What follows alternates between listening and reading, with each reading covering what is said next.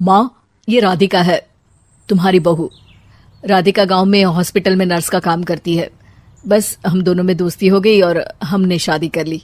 राधिका, माँ के पैर छू। अरे चल हट नालायक।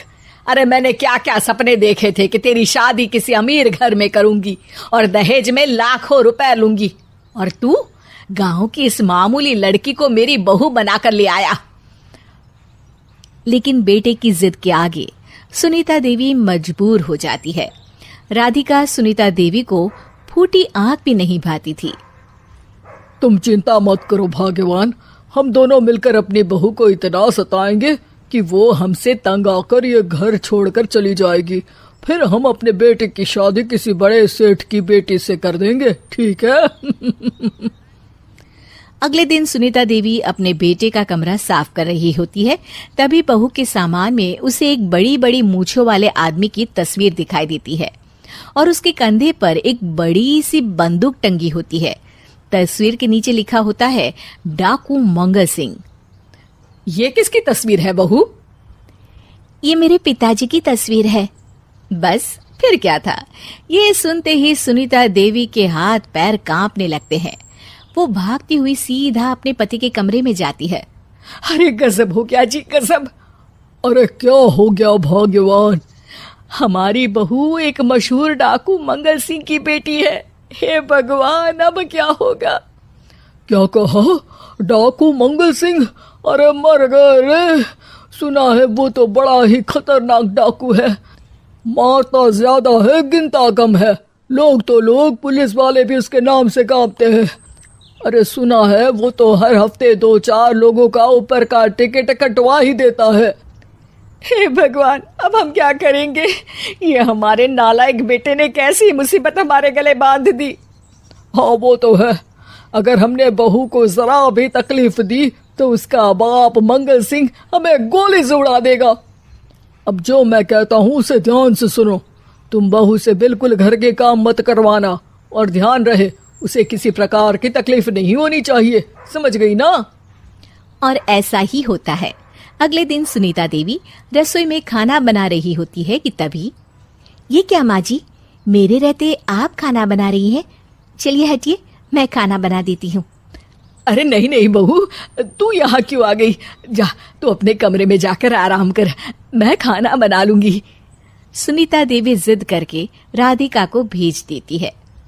फिर एक दिन, अरे फर्श पर कितनी धूल जमी है, माँ जी देखेंगी तो नाराज हो जाएंगी, मैं अभी यहाँ पोछा लगा देती हूँ। राधिका जैसे ही पोछा लगाने लगती है कि तभी उसके ससुर की नजर उस पर पड़ती है। बंसीलाल भागता हुआ वहां आता है। अरे नहीं नहीं बहू, तुम ये क्या गजब कर रही हो? बहू तो बेटी समान होती है और हम ना अपनी बेटियों से काम नहीं करवाते। तुम आराम से बैठकर YouTube पर किड लॉजिक चैनल की सास बहू की कहानियां देखो। वो लोग ना बहुत अच्छी अच्छी कहानियां बनाते हैं। सच? आप देखते हैं? अरे मैं तो रोज देखता हूँ।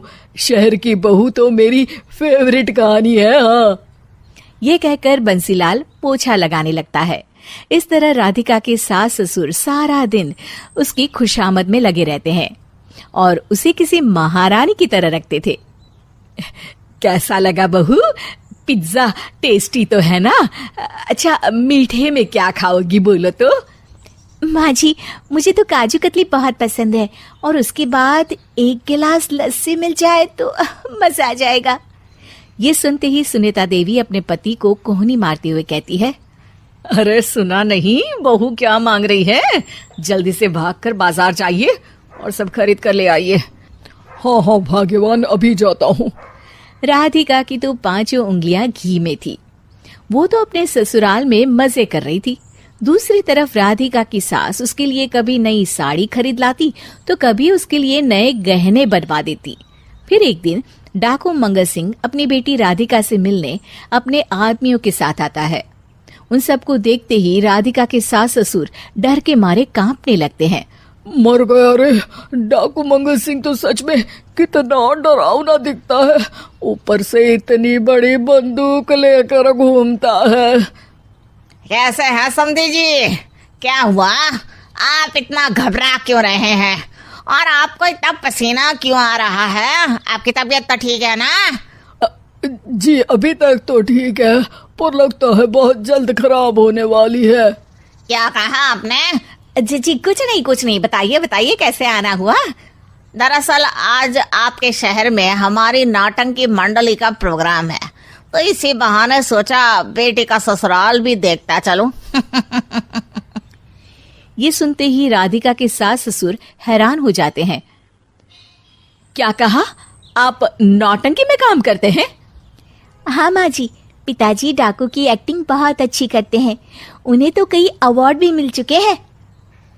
और ये बंदूक, ये तो असली लगती है। तभी राधिका के पिताजी अपनी नकली मूंछ निकालते हुए कहते हैं, इस मूंछ की तरह यह बंदूक भी नकली है। ये तो छर्रे वाली बंदूक है। इससे तो मैंने आज तक चिड़िया भी नहीं मारी। और खोदा पहाड़ निकला चूहा। इसका बाप तो मामूली नौटंकी वाला निकला, और हम इससे डर कर बहू की नौकरों की तरह सेवा कर रहे थे। आपने सही कहा जी। इसके पीछे मेरे कितने पैसे खर्च हो गए, और काम कर करके मेरी तो कमर टूट गई सो अलग। अरे बहू, तूने अपने पिताजी के बारे में हमें पहले क्यों नहीं बताया? राधिका मुस्कुराते हुए कहती है, आपने तो कभी पूछा ही नहीं ना माँ जी।